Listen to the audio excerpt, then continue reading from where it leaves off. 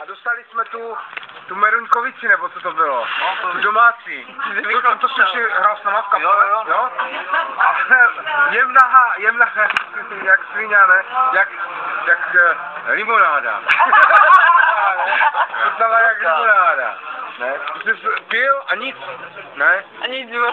Jenom to bylo sladké, nic, tak jemná byla, ne? Akorát, že měla časové zpoždění a za hodinu a půl prostě každý, kdo si vypil třeba 10 a tak, jo? Tak za hodinu a půl každému v hlavě. A úplně na šrot, ne? Že tam má hrát, to jsi s náma nehrál, to s náma byla Naděžda. A vy jste byli s tou vaší kapelou, s Matlakem, jste měli ještě nějakou kapelu s Taškama, nebo já vím, že jsem se tam valil po té Slivovici, po té Meruňkovici jsem se tam valil pod podiem a líbal jsem Matlakovi nohy, jak hrál.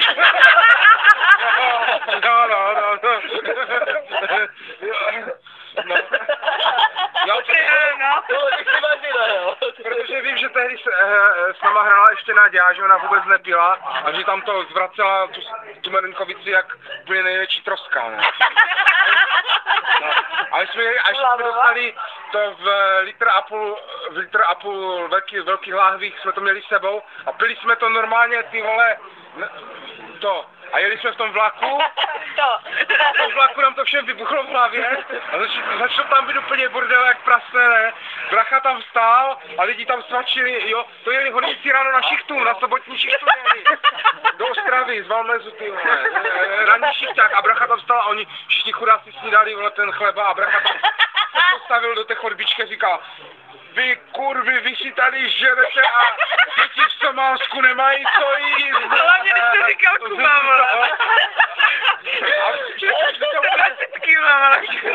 Já si to úplně začal bálit, ty sladší dámy.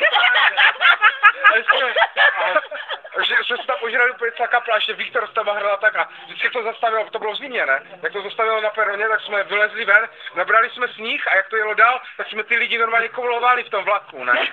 No to byl ten motorák, tam nebyly kupečka, ne? Tak jsme koulovali, ne? A prostě udělali jsme totální bordel, přiběhl na nás průvodčí, že na nás zavolá policajty a to prostě Brusel, ne? Jak je ten film, ne? Brusel, to je jedno. A do toho všeho, a v tom jsme byli úplně nevinně, se jim pokazil topení a začala z toho proudit pára. A to byl celý ten vagón úplně v mlze, že nebylo vidět na 10 centiáků a oni si mysleli, že jsme to udělali my, ne? A my jsme to vůbec neudělali. A přišel tam náš průvodčí a začal s tomu naňovat tak bracha, jak je ten motorák, jak je v každém tom vagónu taková ta kabinka pro toho strojvedoucího, ne?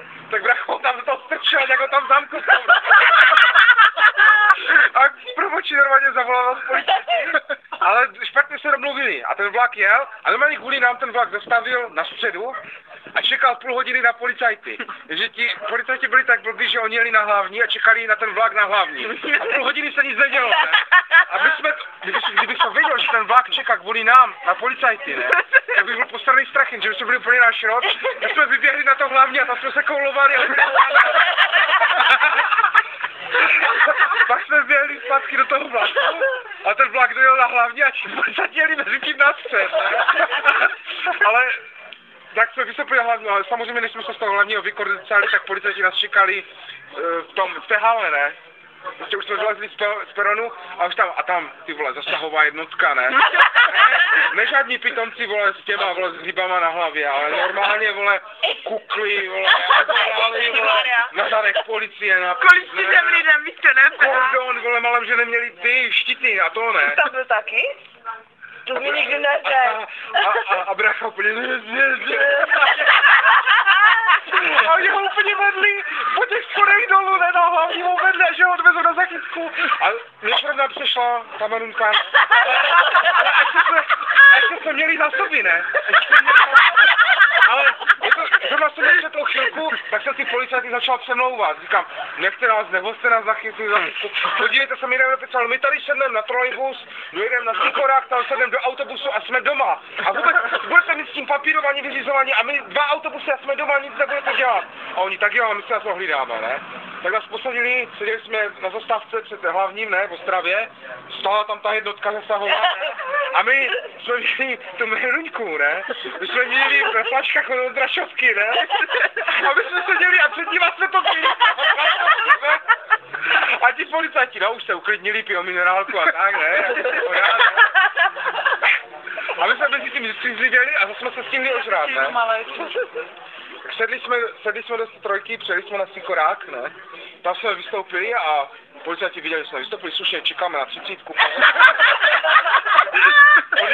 Odjeli do prdela, nechali nás tam, ne? Nechali nás tam, policajti odjeli a v tu chvíli zás merunka v hlavě. A brácha, ne? Úplně tam nějaké baby. Jo, nějaká holka, už bylo sobota, tak 10 hodin dopoledne, ne?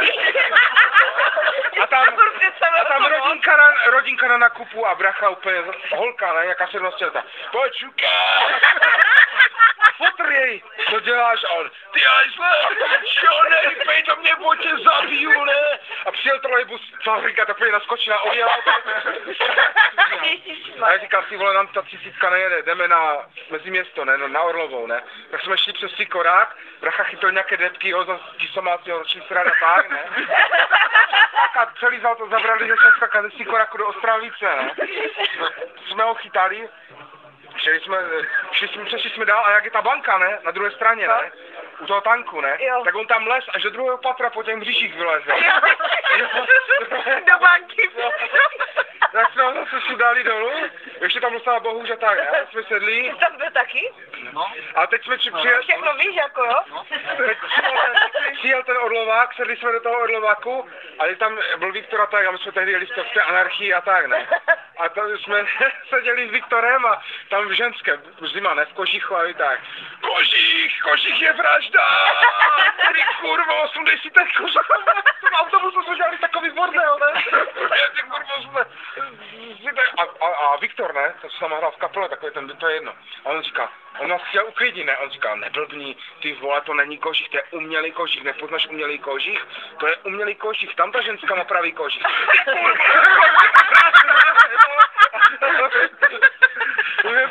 Vystoupili jsme speciálně, Tada už šel domů a my s Viktorem ještě úplně, jo a s brachou úplně na šrot, ne?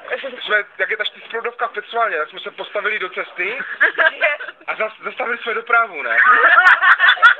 A normálně stála kolona aut a já jsem běhal a třískal jsem jim na kapotu a zval jsem úplně revoluce. Jsem našel někde nějaký rudý něco, vole, nějakou rudou látku, jsem tam lítal s rudou látkou. A jela ženská, co jsem si dělal v práci, ne? Mě známa je zavolala mě policajty, ne? A policajti jeli do Petřoválnu, že ti ožralci se přesunuli tam.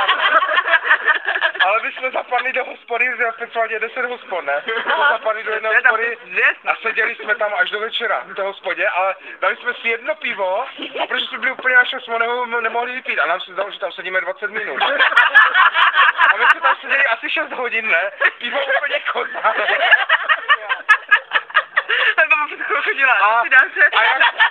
A jak jsem běhal po tom Petřoválně, tak moje matka mě samozřejmě viděla z okna. Mě šla taky hledat, ne? Tak mě šla hledat a byla chytřejší než policajti, šla po hospodách, že? Policajti jenom jezdili po ulici, že? A ona šla po hospodách. Tak mě našla v té hospodě a asi 2 hodiny nás tam přemlouvala a jdeme domů, ne? S tím Viktorem, ne? A nám se zdalo, že tam je 10 minut.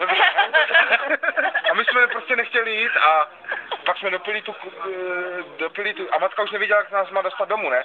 Přišel čišník a ona mu říkala úplně, co tady nalíváte pod napilým osobám pivo, vyhoďte je a to, ne? A nás dostat domů, ne?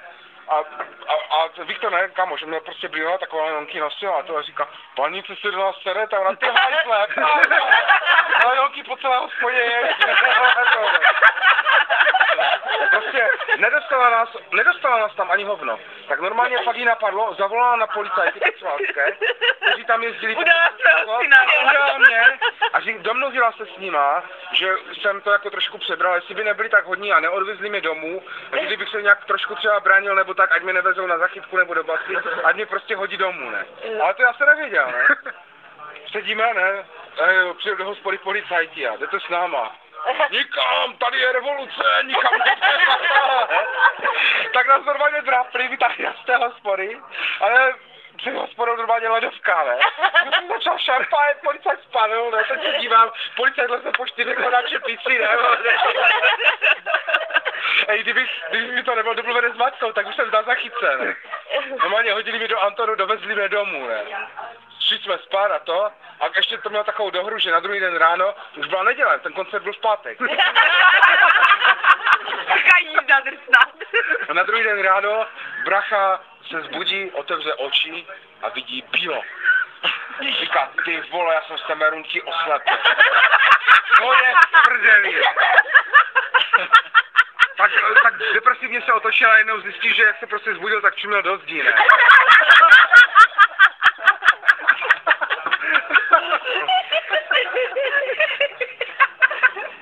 To je všechno.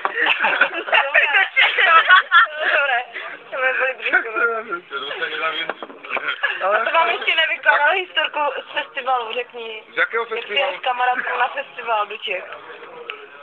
To není zase tak brutální historka. Já. Tak řekni tu od moře. To nebylo, to jsme jeli Tak akorát... řekni jinou, kterou ještě neznáme. Ne, tak řekni to od moře. A co Skandák se choval? No, když jsem to No. slušný. Myslím. Ten Standa je takový tichý opilec. Jo, tam si někam záleží. No. A tam umírá.